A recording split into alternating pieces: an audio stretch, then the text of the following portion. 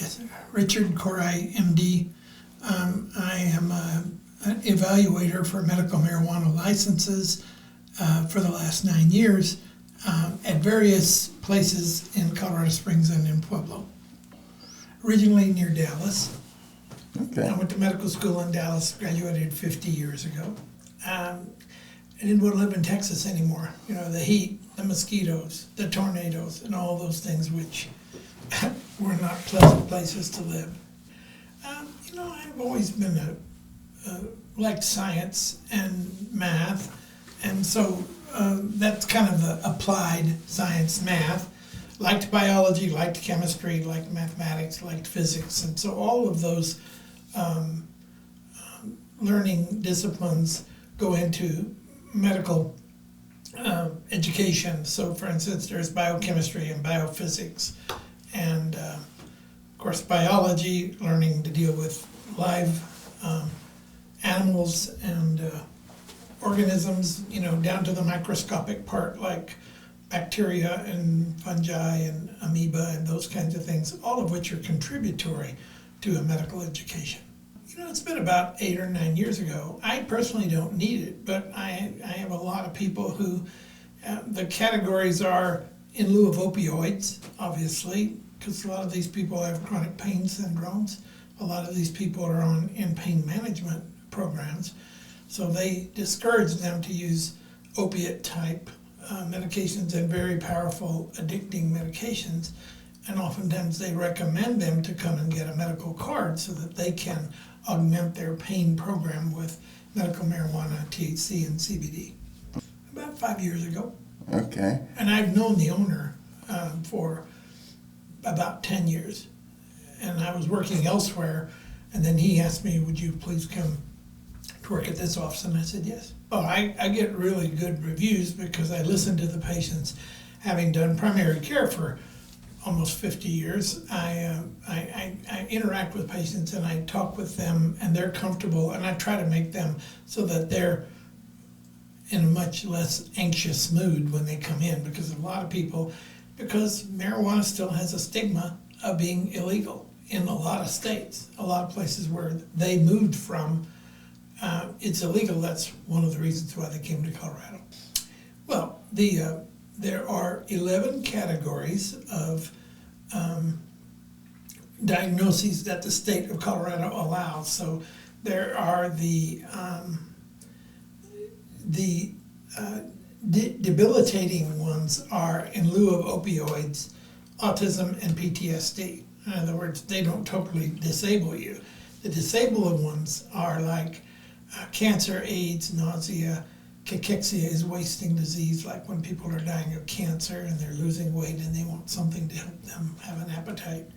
And then glaucoma, seizures, severe pain, and muscle spasms. So those are the 11 categories for which I, as a physician, listen to their story, look at their medical documentation, and decide whether they actually qualify for medical marijuana card.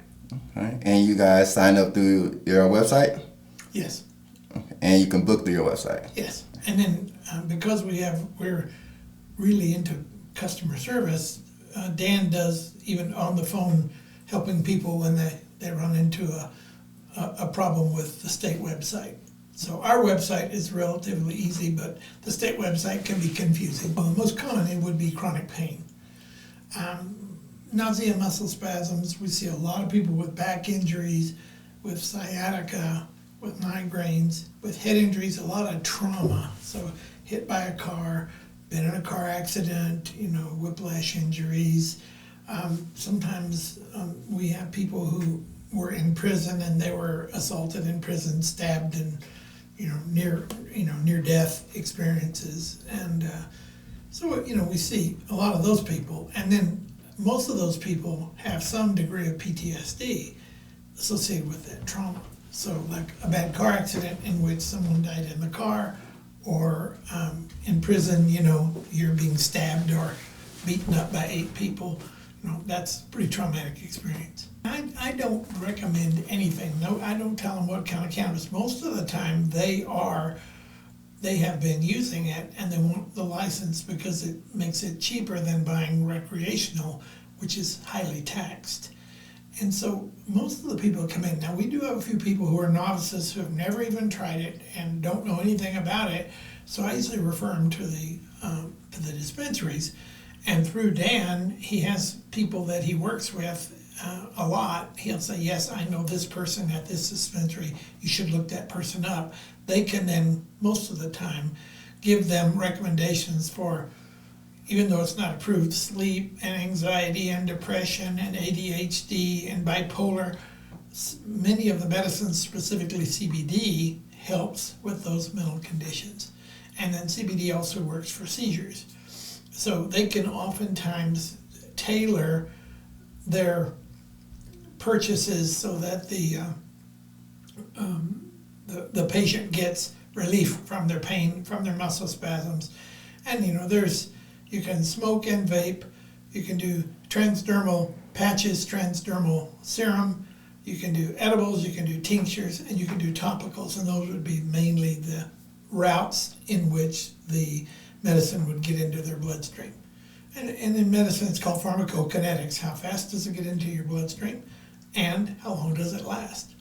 So edibles tend to work slowly because they have to be absorbed, whereas smoking, it's going right into your bloodstream immediately, which then through the carotid arteries puts the medicine into your brain where you have nausea and pain and muscle spasms centers. So I'm not prescribing, I'm recommending that if they have certain 11 diagnoses that they might be better. And we have the chart like the Cannabis man, which then tells them this works in the nervous system, this helps with sleep, this helps with pain, this helps with inflammation, this helps with nausea, this helps with seizures.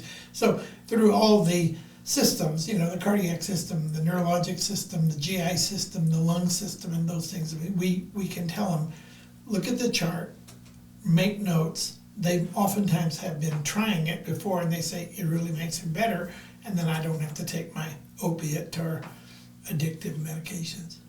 And not much is known about the terpenes, and there's not much known about CBG and CBC, CBN. Those are minor variants that we don't know as much about them as we do about THC and CBD. And then in CBD and THC put together, the medical term is called synergism, SYNERGISM. Syn means the prefix is together, ERGO means work. So when you give a patient a tincture or an edible with THC and CBD, it works better than either one of them would be separately. So it's a booster, not just an additive effect. I call it the 1 + 1 = 3 effect for pain, nausea, and muscle spasms. So we see a lot of those. Those are 3 conditions which we see in almost every patient that walks in the door. They have migraines, they have nausea and pain. If they have back injury, they have pain and muscle spasms. And oftentimes it helps with neuropathic pain, so that would be like sciatica, nerve injuries, neuropathy, migraines, and other kinds of nerve. Neurogenic means originates in the nerve. Again, I tell people what happens in Las Vegas stays in Las Vegas. We're giving it to you for your pain. If it helps you sleep, if it helps you with your anxiety, you may use it. You've got the license for the pain. So that's the reason why. I mean, a lot of people say, oh yeah, I have anxiety and depression and I can't sleep. Well, I can't give it to you for that. But if you have migraines or a head injury or a spinal cord injury or a herniated disc in your neck or your back, that then is a pain diagnosis. And oftentimes that's associated with muscle spasms because it's a musculoskeletal injury. Again, I don't recommend anything. These people have come in and you look at their list of medicines on their information sheet. They've been on Tylenol, they've been on ibuprofen, they've been on Aleve. Oftentimes they've been on muscle relaxants. Oftentimes they've been on prescription opiate type medicines for chronic pain. And that's the problem because you hear 100,000 people a year die of overdoses of opiates, mostly opiates. Some of it's like, cocaine and methamphetamine and other kinds of things. But for the most part, they die of opiates because they take too much and they stop breathing. And if somebody's not there to resuscitate them, they're going to die. And if you go to the Skid Row areas of San Francisco and Portland, a lot of those people say, oh yeah, I've died 4 or 5 times. And somebody's resuscitated them, they're giving them the Narcan and taking them to the hospital and try to get all the bad stuff out of their system. It works for that, but it's just not approved according to the state of Colorado. That's what I said. What happens in Las Vegas stays in Las Vegas. If you use it for pain, if you use it for nausea, muscle spasms, PTSD, but it helps you sleep. Oftentimes these are multifactorial things, so people with PTSD can't sleep because they keep having flashbacks from Afghanistan or Iraq or a traumatic experience in which they were, assaulted in the prison or beaten up by a spouse or child abuse, and we see a lot of people with like sexual abuse, and that causes PTSD not only in children but also in adults. Huh? Yeah, a lot of PTSD. We have 5 military facilities in Colorado Springs, and a lot of them are from Fort Carson, which is an army post, and those people have been deployed to Afghanistan and Saudi Arabia and Kuwait and Iraq, and places where if they're not directly fighting, they're really near war zones. So we break up the PTSD as to non-military, military but not combat, and then of course combat would be that they were in a combat zone and they oftentimes have had explosions which caused them to be blown up out of a vehicle, or the vehicle was rolled over, those kinds of things. I don't know. I don't know that they do that while they're on active duty. We see a lot of retired police who come in and they hurt because, again, they tussled with hundreds or thousands of people that they've tried to arrest and that sort of stuff. Or, like they come upon a scene of a burning car and they have to get that patient person out of there, and they also then maybe get injured trying to exert themselves to get this person who's unconscious and would die if they were not extracted from a burning vehicle. Well, I would say a lot in the medical field, so nurses and CNAs and medical assistants oftentimes are having to lift really heavy patients in nursing homes and in facilities where the patients can't help, and they'll get back injuries and things like that. And then you see people who are, going to work, slip on the ice, and break their elbow and have to have surgery. So just going to and from lots and lots of motor vehicle accidents, lots of motorcycles and ATV accidents. Some people, because they climb in the mountains, will fall down the mountainside and get back and head injuries. See a lot of people who are mountain biking, and they go up in the mountains and they may have a crash or they may be hit by a car or something like that, and those people have to be then transported by helicopter to a trauma center so that they can be fully evaluated and treated. And oftentimes they have life-threatening illnesses like abdominal injuries, head injuries, neck injuries, spine injuries. If you break it down, mostly because I have a background in primary care, it is very, very dangerous in people under age 26, because if you use excessive amounts of THC frequently, high concentrations, that is like in wax and dabs, that if you frequently do that, there's a lot of evidence that it causes permanent brain damage, oftentimes leads to suicide and suicidal ideation.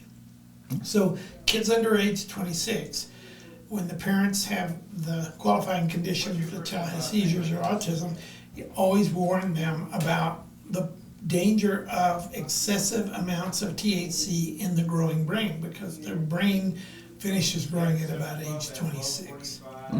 And the other category would be very concerning is adults that are older, because they don't metabolize things as well as they would if they were in their 40s. So in their 70s, you always have to have them be a little more cautious about too much THC.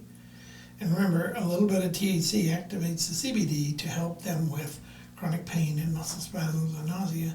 And then the other final category is women in the childbearing age. It is not safe for them to have marijuana products, CBD, THC, or anything if they're pregnant or if they're breastfeeding their babies, because again, we don't know the effect of prolonged amounts of THC and CBD and other things on the growing fetus and also on the baby whose body is getting nutrients from the mother.